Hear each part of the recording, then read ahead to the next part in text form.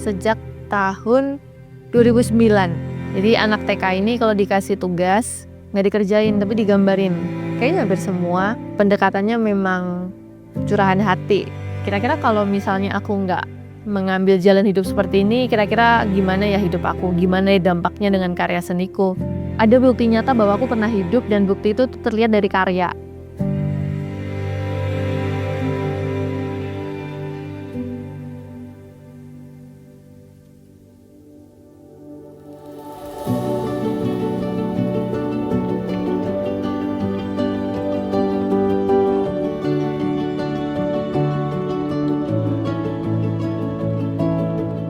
Halo, nama saya Alodia Yap. Saya seorang visual artist yang berdomisili di Salatiga.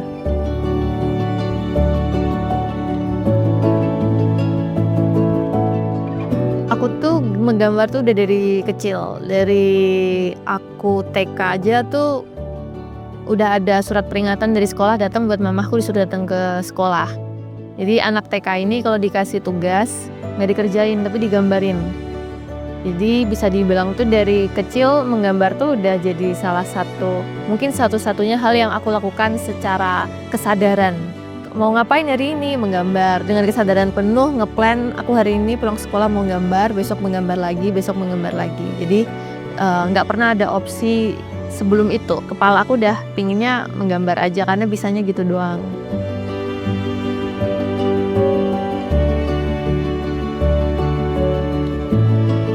Dihitung-hitung tuh aku udah serius pursuing skill menggambar sejak tahun 2009. Jadi dulu aku belajar gambarnya itu bisa dibilang naluri.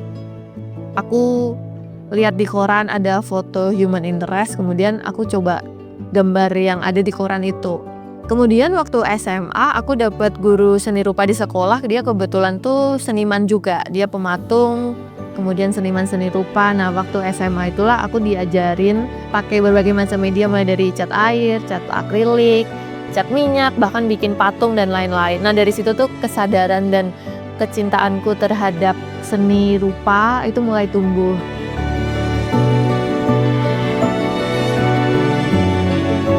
Karena aku menggambar secara naluri pada awalnya, ya pastinya materinya tuh dari pengalaman sendiri, dari perasaan dan emosi yang aku rasakan. Lalu kemudian berkembang menjadi aku ingin melukis, ingin membuat karya yang merupakan ibaratnya monumen dari apa yang aku alami, apa yang aku lihat, dan itu akan tercermin di karyaku. Jadi ya pasti karyaku tuh memang kebanyakan, kayaknya hampir semua pendekatannya memang curahan hati, penggambaran tentang emosi yang aku rasakan, pengalaman.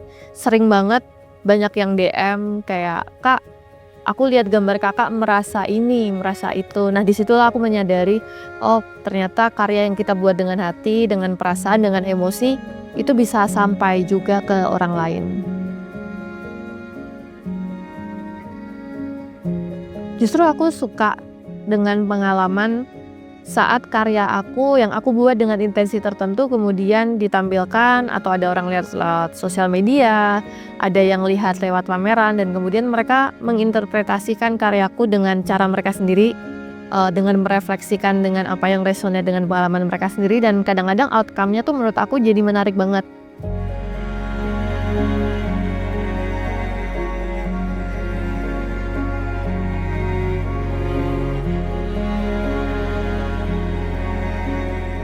Sebenarnya aku tuh orangnya sangat pelupa. Lupa nama, lupa wajah, bahkan lebih parahnya tuh aku sering lupa pengalaman. Beberapa tahun yang lalu aku mencoba menanggulangi masalah ini karena menurut aku sangat tidak menyenangkan saat ada pengalaman-pengalaman yang hilang. Jadi aku menggambar di sebuah buku sketsa kecil. Setiap kali aku keluar, aku ketemu teman-teman, aku lagi nongkrong, aku makan, kemudian aku menggambar itu di dalam buku sketsa aku. Jadi ini semacam live sketching. Ternyata sekarang sudah lebih dari 10 tahun berlalu, aku kadang-kadang masih lihat di buku sketsa itu dan merasa ada bukti nyata bahwa aku pernah hidup dan bukti itu terlihat dari karya.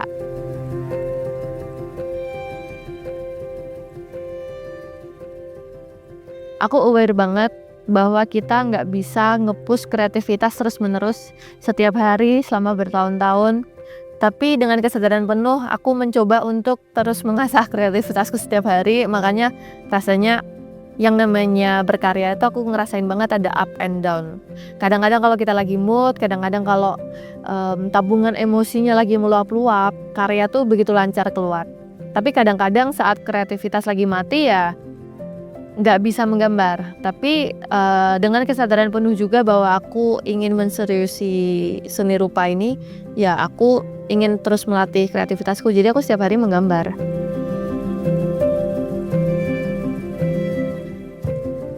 Aku sejak lahir sudah di kota ini. Kemudian walaupun aku sempat sekolah di Bali selama beberapa tahun, tapi most of my life aku di Salatiga. Lahir di Salatiga, lulus SD di Salatiga, lulus SMP, SMA, kuliah, kerja, bahkan sampai sekarang berkarya di Salatiga. Mungkin memang rasanya pasti ada bosan, pasti ada perasaan wondering, kira-kira kalau misalnya aku nggak mengambil jalan hidup seperti ini, kira-kira gimana ya hidup aku, gimana ya dampaknya dengan karya seniku. Tapi pada akhirnya aku merasa Salatiga itu sebagai salah satu rumah yang membuat aku bertumbuh. Orang Salatiga tuh bisa kok bertahan, dan bahwa walaupun kita di kota kecil tapi kita juga bisa berdampak seperti kita di kota besar. Ada banyak anggapan dan memang benar ada struggle tersendiri saat kita nggak tinggal di kota-kota yang strategis.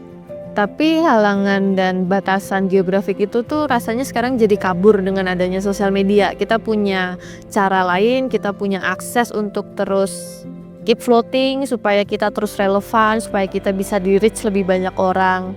Dan sosial media itu salah satu cara yang membuka jalanku.